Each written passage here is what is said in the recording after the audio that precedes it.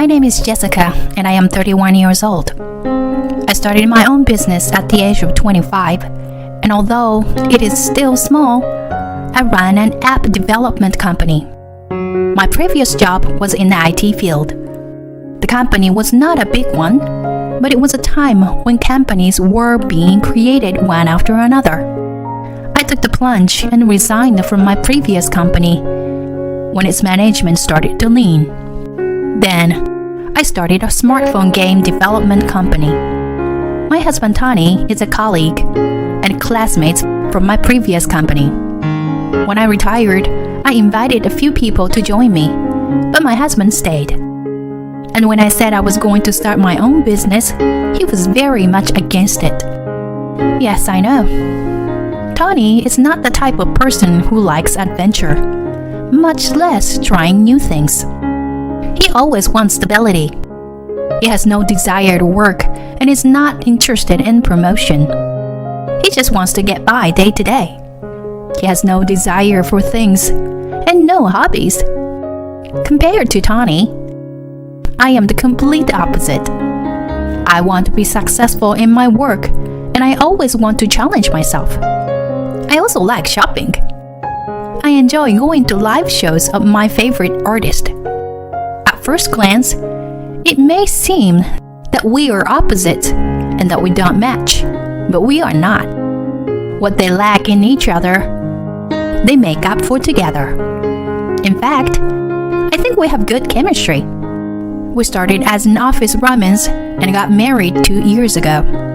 And 6 months ago, we bought the house of our dreams. We knew it would be a once-in-a-lifetime purchase, so we made no compromises at all. We were very particular about the color of the house, white being the base color. And since we both love children, we prepared a room for the child who would be born in the future. The house is filled with the aroma of wood, and we carefully clean the house every day. Since we moved into the new house, Tony has been saying to me more and more, "I want to have a child as soon as possible. Jessica, if you keep working, you will be left behind. You see on social networking sites that everyone has kids. You know that, don't you, Jessica? My parents are rushing me to have kids as well. Why don't you save your work for a while?" This was my biggest fear. Tony's income has decreased significantly. Many people left the company for that reason. And now there are only 3 employees, including Tony. And the vacation is called remote work. This month, he only went to work a few times. Before I knew it, his salary was reduced to an hourly rate, like a part-time job. We bought a house with a mortgage, and we can hardly live on my husband's income alone. But the issue of income is a sensitive one, so there was no way I could tell him directly. So I kept my mouth shut. Tony also noticed that his income was decreasing, but he turned away from his new job. I responded, choosing my words carefully. "I guess so, but I still want to focus on my work. I want to save more money. If I have a child, of course I want to think about the child first. I don't have anyone I can trust completely when I'm out of the office. So, I'm sorry. Please wait a little longer. I'll think about it." Tony looks unhappy. "You know, my mother is always asking to see her grandchildren. I'm sorry, but you've got to think about my dignity, too, you know? I've told my mother that Jessica is unable to have children because she's too picky. She won't be convinced if I don't say so." I knew that too. Every time my mother-in-law looked at me, she would say, "Are you not ready yet, Jessica? Work is good, but you have to have a child before you can be a full-fledged man, you know? No matter how good you are at your job, a woman who cannot produce offspring is half a man. Be a full-fledged woman soon." There is no way I can agree with such an opinion. But my mother-in-law is stubborn, and rigid woman.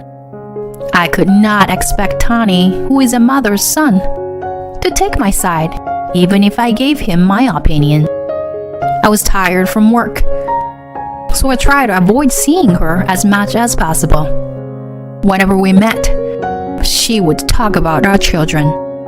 She probably doesn't know about my husband's income. I don't think she could ever think of having children if she saw our current financial situation. One Sunday, I was relaxing, trying to spend the holiday with my husband. When the chime rang, my mother-in-law was there through the monitor. I really wanted to use the answering machine, but it was not possible because we had a car. My husband opened the door, and as soon as he opened it, she turned to me and said in a sarcastic tone, "You've embarrassed me, Jessica." Naturally, I had no idea what she was talking about. I had just bumped into a friend of mine from school.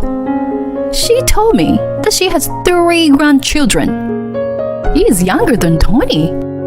She bragged about her grandchildren. I never thought I would be subjected to such humiliations at my age. Having a wife who is a piece of shit. I must be miserable like this. She turns her anger toward me. Don't you feel sorry for Tony too? You are not going to be young forever, so you need to plan your future properly. You talk about work and work and work, but you are just making games. Anyone can do that, not just you.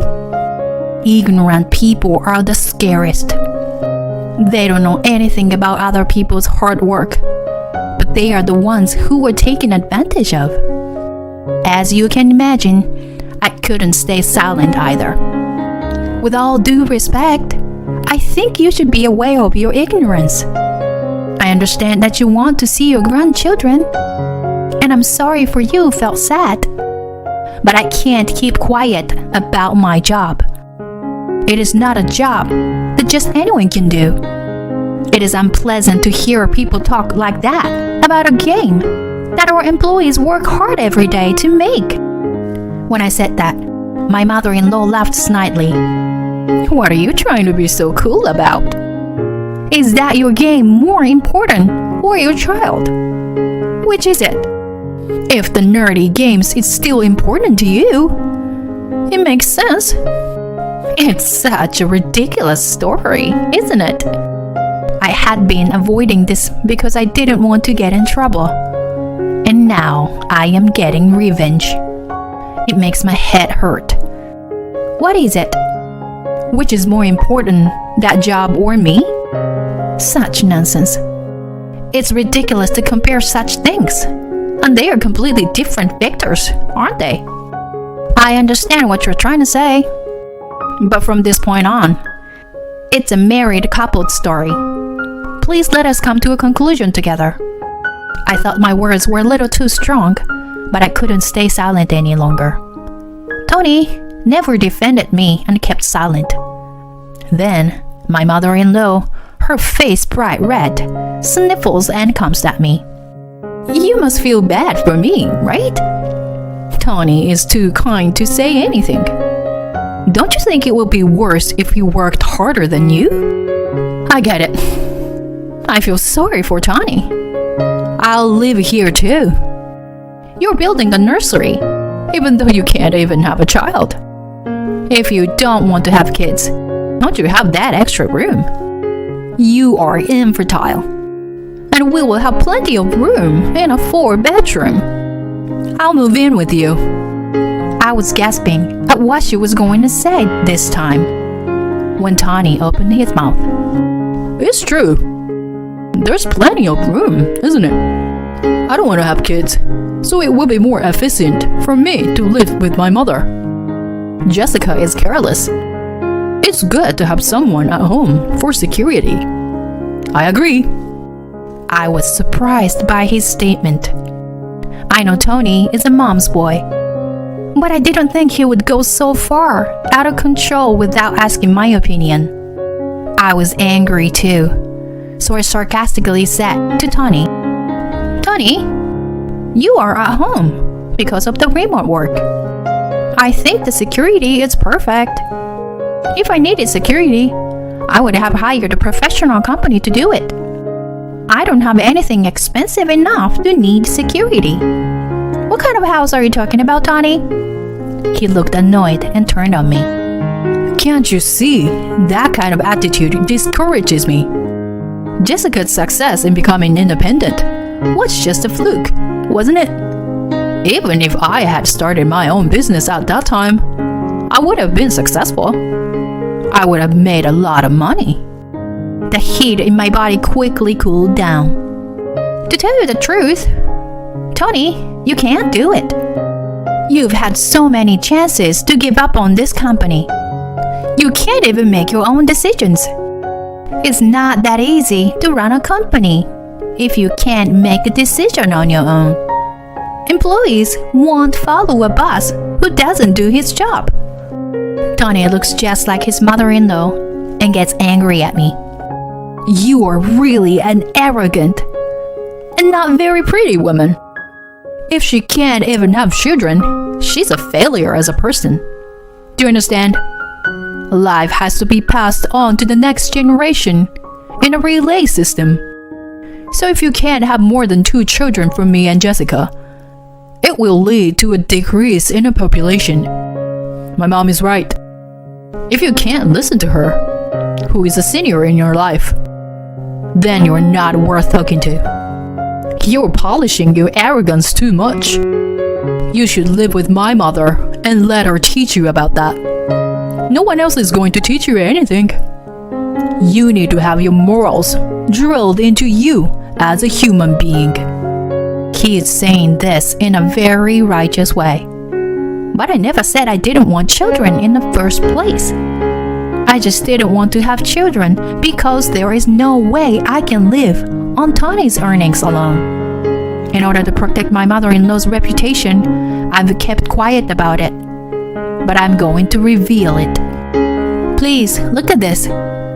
Can you say that my arrogance is the reason why we don't have children? With that, I produced a household account book and my husband's and my pay stubs. My mother-in-law stared at it with a mousy expression, and Tony looked impatient. I knew it would be tough for him to show this to her, because his salary is only as much as a student's part-time job. With this amount of money, he would have to pay the mortgage and be the mainstay of the family. It is impossible. I opened my mouth. As you can see, our family's financial situation is made up of 2 people working. I can't think about my children just yet because I don't want them to be miserable or poor. If I want to continue my marriage with Tony, I have to give up now. Then Tony says with an impatient look on his face, I didn't ask you to show Mom your paycheck. Do you really enjoy making me look bad? Then his mother said, A man's income is not everything, you know. Tony's mild-mannered personality makes him a good father. Why don't you be the mainstay of the family? I'm going to fall over. No. When he's at home, he only reads comic books and plays phone games. If Tony was a housemate, that would make sense. And you know, the women are the only ones who can have children, right? If I take a leave of absence for 6 months, this house will go bankrupt. They're speechless when I said that. My mother-in-law is puckering her mouth like a goldfish. I continue. I think it would be more fun to have kids, and I would grow up. But a man is only a man if he has the financial resources to support his family. I think that's a perfect score if we both earn good money. But I don't agree with your way of thinking. Tony was furious and starts yelling at me. Jessica's spirituality is ruining me. I have a boss all the way home. Get out of my house. I don't even want to see your face anymore. My mother-in-law is biting at me too. That's right. Who do you think you are to say what you want to say? Fine. I'm going to get the divorce papers.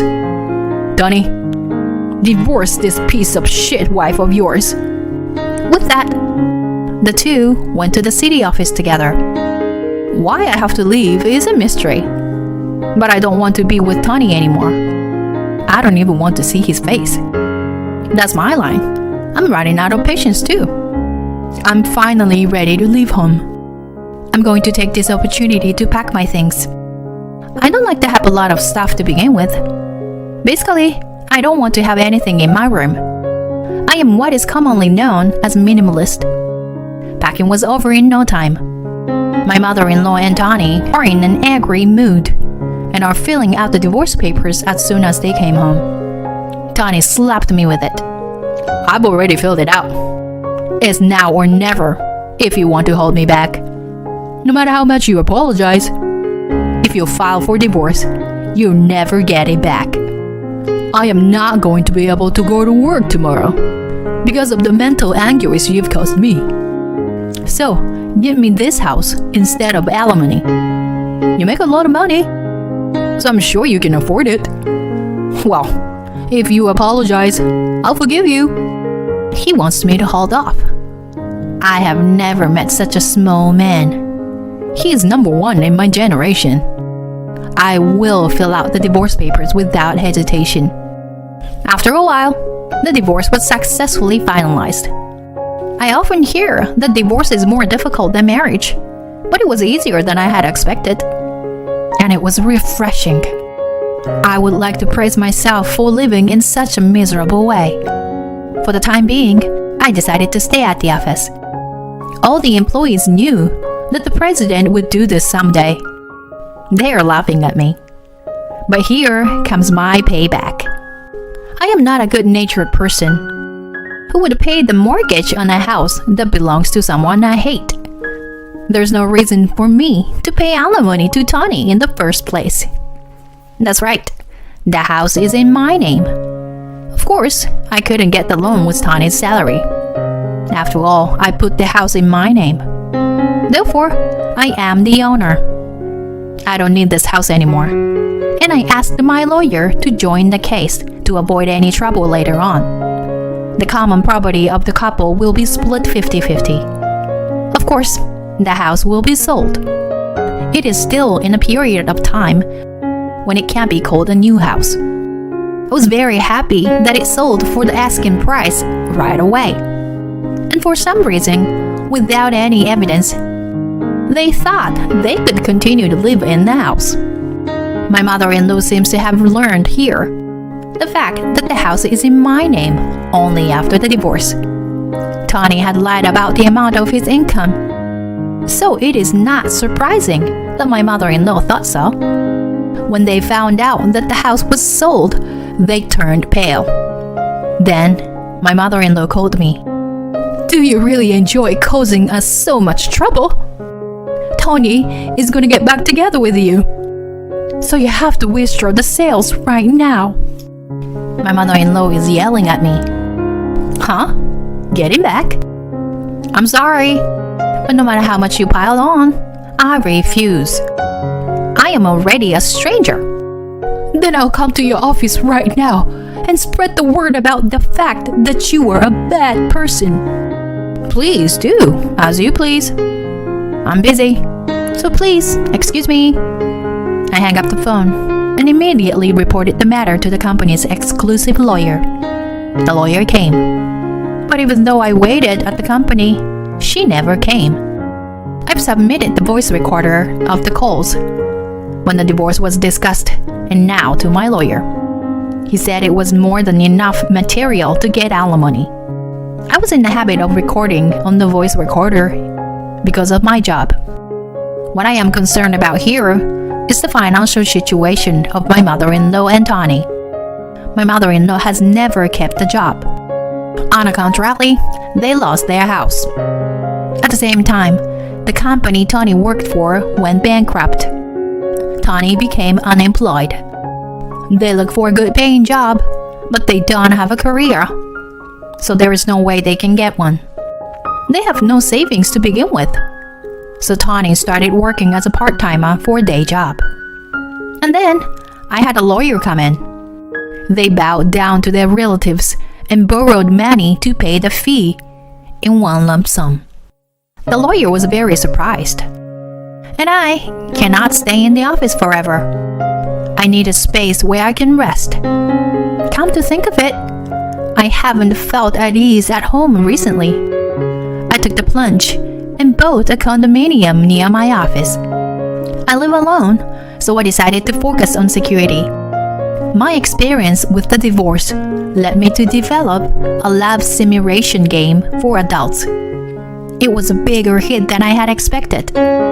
It became the company's signature game, and I still love my job.